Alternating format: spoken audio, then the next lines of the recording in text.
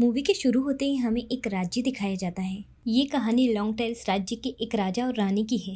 राजा अपनी रानी को बहुत ही प्यार करते थे और राजा की ये विश थी कि उनकी रानी हमेशा खुश रहे। लेकिन बदकिस्मती से रानी कभी भी माँ नहीं बन सकती और इस बात को लेकर रानी काफी उदास रहा करती थी। वैसे तो राजा पूरे राज्य से ही डॉक्टर्स को बुलवाते थे कि डॉक्टर्स रानी का ट्रीटमेंट करें और उन्हें ठीक कर सके, लेकिन डॉक्टर्स को भी ये समझ में नहीं आता था कि रानी आखिरकार माँ क्यों नहीं बन सकती और डॉक्टर्स भी राजा की मदद नहीं कर पाते थे। एक दिन राजा अपनी रानी को खुश करने के लिए अपने महल में सर्कस वालों को बुलाता है ताकि रानी का दिल बहल जाए और वो थोड़ा खुश हो जाए। लेकिन सर्कस में आने वाले लोगों में से एक औरत प्रेग्नेंट होती है। यह देख के रानी और भी ज्यादा दुखी हो जाती है। रानी वहां से अपने कमरे में चली जाती है और कमरे की चीजें तोड़ने लगती है क्योंकि वो काफी दुखी थी। राजा अपनी रानी से बेहद प्यार करते थे, इसलिए वो उनको यकीन दिलाते हैं कि वो उनके लिए कुछ भी कर लेंगे। अगले दिन एक दुबला पतला लंबा आदमी महल में आता है और वो ये क्लेम करता है कि वो रानी की मदद कर सकता है। राजा उस आदमी से कहता है, तुमसे पहले भी काफी लोग आ चुके हैं और इसी तरह का दावा कर चुके हैं, लेकिन किसी से कुछ भी नहीं हुआ, तो तुम इतने यकीन के साथ कैसे कह सकते हो कि तुम हमारी मदद कर पाओगे। तब वो आदमी राजा को समझाता है कि ये पॉसिबल है, ऐसा हो सकता है कि रानी प्रेग्नेंट हो सकती है, पर सवाल ये है कि तुम बच्चा पाने के लिए किस हद तक जा सकते हो। जिसपे राजा और रानी उसको कहते हैं कि हम बच्चा पाने के लिए आखिरी हद तक जा सकते हैं। तब वो बूढ़ा आदमी कहता है कि मैं जानता हूँ कि नेचर कैसे वर्क करता है और पूरी दुनिया एक बैलेंस में है।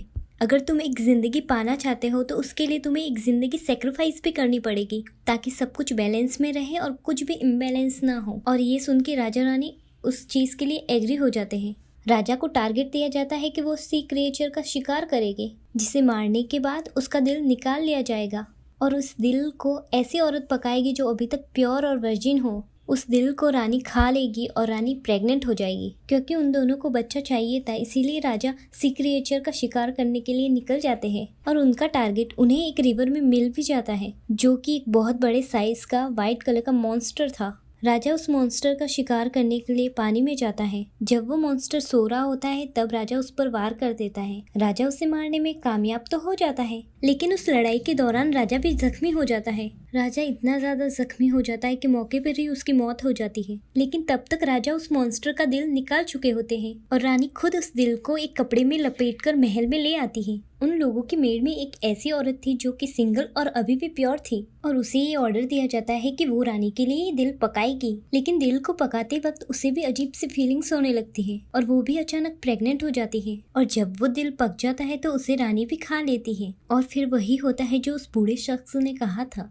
फाइनली रानी भी प्रेग्नेंट हो जाती है और एग्जैक्टली सेम टाइम पर रानी और मेड एक बच्चे को जन्म देती है। वो दोनों बच्चे लड़के ही थे। रानी अपने बेटे के नाम इलियस रखती है और मेड अपने बच्चे का नाम जोना रखती है। फिर कहानी 16 साल बाद की दिखाई जाती है, जहाँ वो बच्चे अब बड़े हो चुके थे। रानी अपने बेटे के साथ बहुत ही खुश थी, जैसे कि मानो रानी को नई जिंदगी मिल गई हो। वो दोनों बच्चे एक ही दिन पर पैदा हुए थे और वो दोनों ही नॉर्मल बच्चों से थोड़ा डिफरेंट थे। उनके सारे हेयर्स वाइट कलर के थे जो कि सी मॉन्स्टर को रिप्रेजेंट करते थे और वो दोनों लड़के दिखने में भी बिल्कुल सेम थे। वो देखने में बिल्कुल ट्विंस लगते थे। वो दोनों एक दूसरे के काफी ही करीब थे, एक दूसरे से मिलते जुलते रहते थे। उनकी गहरी दोस्ती थी, लेकिन रानी को उन दोनों की दोस्ती बिल्कुल पसंद नहीं थी। रानी अपने बेटे को हमेशा समझाती रहती थी कि तुम एक शहजादे हो, तुम्हारी दोस्ती किसी नौकरानी के बेटे से नहीं हो सकती। लेकिन एलिस अपनी मदर की एक भी नहीं सुनता था और इसके बावजूद भी वो दोनों मिलते रहते थे। उन दोनों में ये एबिलिटी भी थी कि वो पानी में सांस ले सकते थे और छुपने के लिए अक्सर वो उसी रिवर में जाया करते थे जहाँ पर उस मॉन्स्टर को मारा गया था।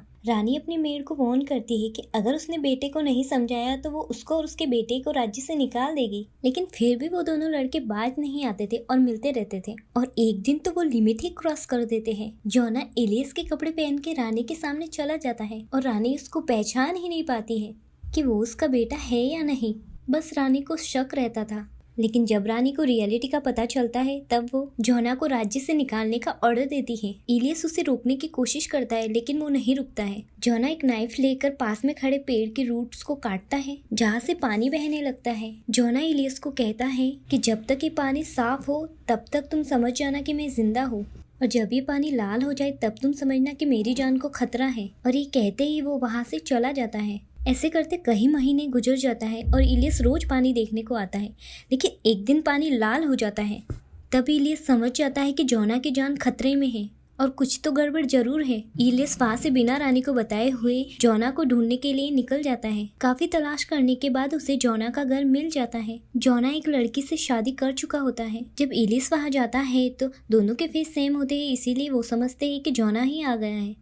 तब उसे पूछने पे पता चलता है कि जोना 5 दिन पहले जंगल गया था और अभी तक वहाँ से वापस नहीं आया है। तब इलियस भी जोना को ढूंढने के लिए जंगल में चला जाता है और पीछे से रानी को उसकी बहुत ही फिक्र हो रही थी। रानी पूरे राज्य में अपने बेटे की तलाश करवाती है, लेकिन वो किसी को भी नहीं मिलता। फिर रानी उसी बूढ़े शख्स को फिर से बुलवाती है और वो बूढ़ा शख्स फिर से वही डिमांड कर देता है कि महारानी अपने बेटे को फिर से पाना चाहती है तो जान के बदले में जान देनी पड़ेगी। और रानी इस बात के लिए मान भी जाती है। जंगल में जोना कहीं पर फंस गया था और काफी जख्मी भी हो चुका था। तब एक उड़ने वाला मॉन्स्टर जोना पर हमला कर देता है और उसे जान से मारने की कोशिश करता है। जोना के चिल्लाने की आवाज सुनकर इलियस को उसको ढूंढने में आसानी हो जाती है। वो जोना को ढूंढ लेता है और अपनी तलवार से उस मॉन्स्टर को मार देता है। वो फ्लाइंग मॉन्स्टर और कोई नहीं उसकी माँ थी और उसने अपनी माँ को ही मार डाला। और बात भी यही हुई थी, जान के बदले में जान। यह जोना की जान बच जाती है और इलियस किंगडम का राजा बन जाता है और यही पर स्टोरी का एंड हो जाता है। Thanks for watching.